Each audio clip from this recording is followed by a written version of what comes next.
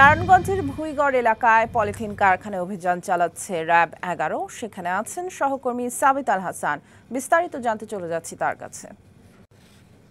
সাবিত, র্যাবের অভিযান নিয়ে বিস্তারিত জানাবেন আমাদের। শিকদার পাম্প এলাকায় এবং এইখানে আজ বিকেলে র্যাব কিন্তু 4টি প্রতিষ্ঠানে অভিযান পরিচালনা করেছে।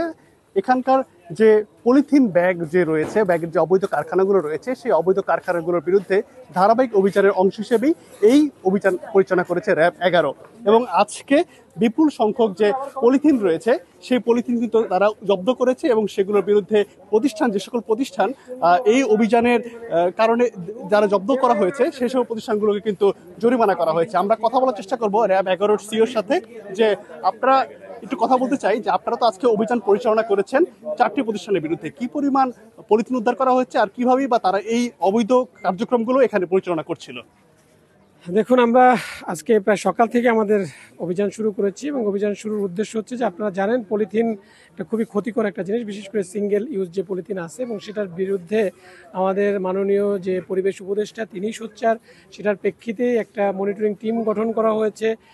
কালার এক্সপার্ট, জর্জ স্যাপ এবং মাইল্ড অন হ্যান্ডস টেকনোলজি সমৃদ্ধ অরিক্স ক্রিস্টাল ওয়াশ আপনার সে লক্ষ্যে আমাদের র্যাব কার্যক্রম পরিচালনা করছে। আপনারা জানেন যে গতকাল ঢাকাতেও আমাদের মহাপরিচালক মহোদয় তিনিও একটা সচেতনতা প্রোগ্রাম কারণ বাজারে তিনি একটা সচেতনতা প্রোগ্রামে নিজে উপস্থিত থেকে তিনি এই প্রোগ্রামটা পরিচালনা করেছেন।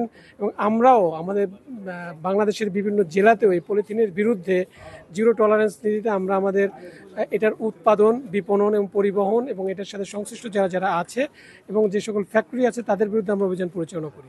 সে লক্ষ্যে আমরা নারায়ণগঞ্জ আজকে আমাদের গোপন তথ্যের ভিত্তিতে কয়েকটি কারখানার সন্ধান পাই এবং সেখানে আমরা আজকে যে অভিযান পরিচালনা করি, এখানে সোফার আমরা এখন পর্যন্ত এই ফতুল্লা এবং সিদ্ধিরগঞ্জ কাছাকাছি 4টা ফ্যাক্টরি আমরা পেয়েছি, যেখানে বিপুল পরিমাণে, এবং আমার পিছনে যে ফ্যাক্টরিটা আপনারা দেখতে পাচ্ছেন, অলরেডি দেখেছেন, এখানে প্রায় 15 টনের মতো অলরেডি প্রস্তুতকৃত পলিথিন রয়েছে, যেটা সিঙ্গেল ইউজ, এবং বিপুল পরিমাণ এটা কাঁচামাল রয়েছে পলিথিন তৈরি করার মতো। এছাড়াও আরও দুইটা কারখানা অলরেডি ম্যাজিস্ট্রেট, আমাদের সাথে জেলা প্রশাসন এবং পরিবেশ অধিদপ্তরের লোকও রয়েছে এবং তারাও এটার সাথে সংশ্লিষ্ট রয়েছে এবং তারাও ব্যবস্থা নিচ্ছে। ধন্যবাদ আপনাকে।